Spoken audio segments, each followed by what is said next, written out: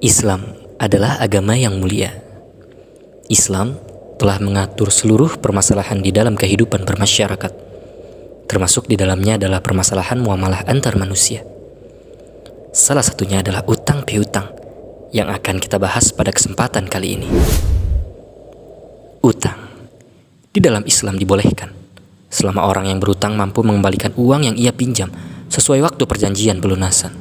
Namun sayangnya dewasa ini banyak orang berutang bukan karena kebutuhan yang mendesak, tetapi untuk memenuhi gaya hidupnya.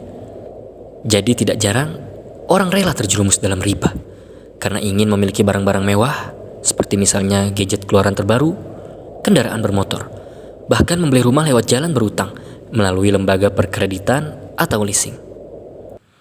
Banyak juga hubungan pertemanan atau persaudaraan jadi hancur hanya gara-gara utang. Penyebabnya ya karena orang yang berutang kadang acuh tak acuh terhadap tanggungan kewajibannya. Ia tidak segera melunasi utangnya padahal sudah jatuh tempo. Atau yang lebih parah, mungkin dia sengaja berniat tidak mau melunasi utangnya. Orang tidak tahu diri semacam ini akan mendapat dosa dan ancaman berat, sebagaimana hadis-hadis yang akan kami bawakan berikut ini. Pertama, mati dalam keadaan masih membawa hutang, maka kebaikannya lah yang akan dijadikan sebagai ganti.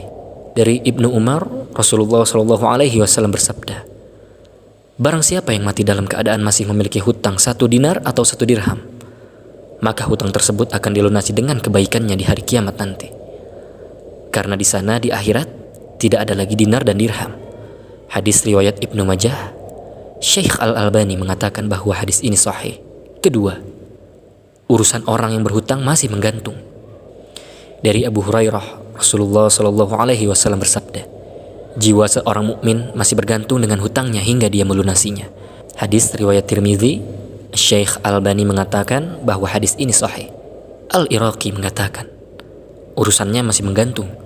Tidak ada hukuman baginya, yaitu tidak bisa ditentukan apakah dia selamat ataukah binasa, sampai dilihat bahwa hutangnya tersebut lunas atau tidak. Ketiga, orang yang berniat tidak mau melunasi hutang akan dihukumi sebagai pencuri. Dari Suhaib Al-Khair, Rasulullah SAW bersabda, siapa saja yang berhutang lalu berniat tidak mau melunasinya, maka dia akan bertemu Allah pada hari kiamat dalam status sebagai pencuri. Hadis riwayat Ibnu Majah. Syekh Albani mengatakan bahwa hadis ini hasan sahih. Al-Munawi mengatakan, orang seperti ini akan dikumpulkan bersama golongan pencuri dan akan diberi balasan sebagaimana mereka. Ibnu Majah juga membawakan riwayat lainnya. Dari Abu Hurairah radhiyallahu anhu, Rasulullah SAW bersabda, barang siapa yang mengambil harta manusia dengan niat ingin menghancurkannya, maka Allah juga akan menghancurkan dirinya. Hadis riwayat Bukhari dan Ibnu Majah.